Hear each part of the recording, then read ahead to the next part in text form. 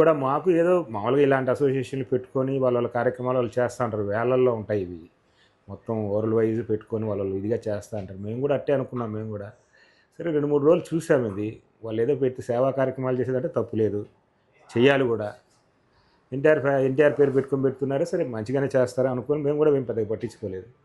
3 రోజులు చూస్తాను, ఇది కాంట్రవర్సీకి వెళ్ళిపోయింది. కాంట్రవర్సీకి వెళ్ళినప్పుడు మళ్ళీ మేము ఎంక్వైరీ చేసుకున్నాం, ఏంది అనేసి చూసుకుంటే మళ్ళీ మాకు తెలిసింది ఏంటంటే వీళ్ళు సొంత అజెండా ఏదో ప్లాన్ చేస్తారని డౌట్ వచ్చి మేము క్లారిటీ ఇచ్చేద్దాము ఫ్యాన్స్కి కానీ ప్రజలకు కానీ అందరికీ అని చెప్పి నేను బయట చేయాల్సింది వస్తాను.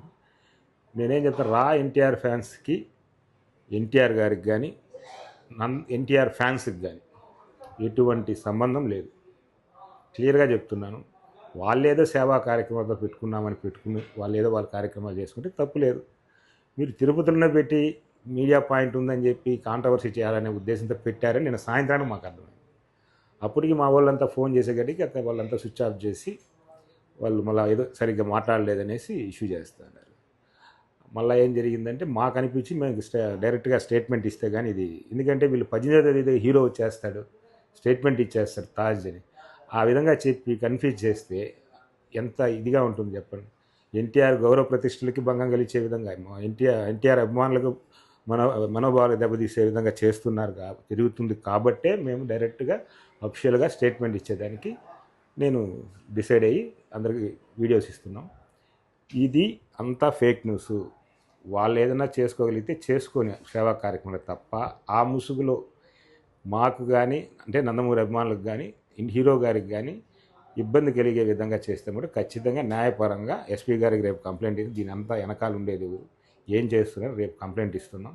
నెక్స్ట్ ఎవరు ఈ వారి కాంట్రవర్సీ చేయకుండా ఏదున్నా కూడా హీరో ఆఫీస్ నుంచి వాళ్ళు అప్పటికి 2 సార్లు వీళ్ళకి సంబంధం లేదని ఆల్రెడీ వచ్చింది. మేలో ఒకసారి వచ్చింది, నిన్న ఒకసారి వచ్చింది.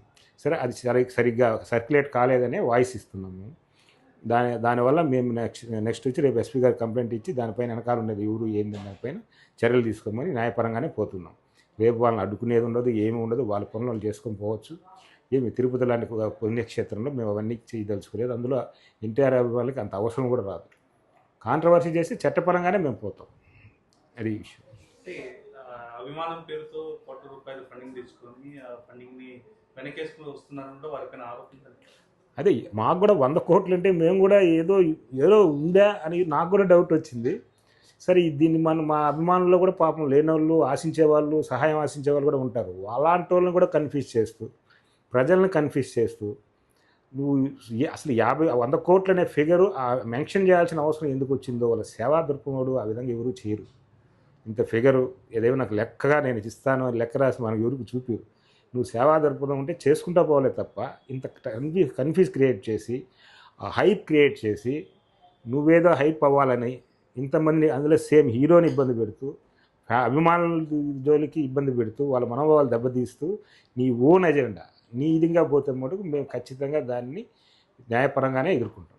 ముఖ్యంగా దీంట్లో రాజకీయంగా ఎన్టీఆర్ రాబోతున్నారని ఒక స్పెక్యులేషన్ కూడా క్రియేట్ చేసింది. అదే మేము చెప్పేది. అది ఎవరు చెప్పారు?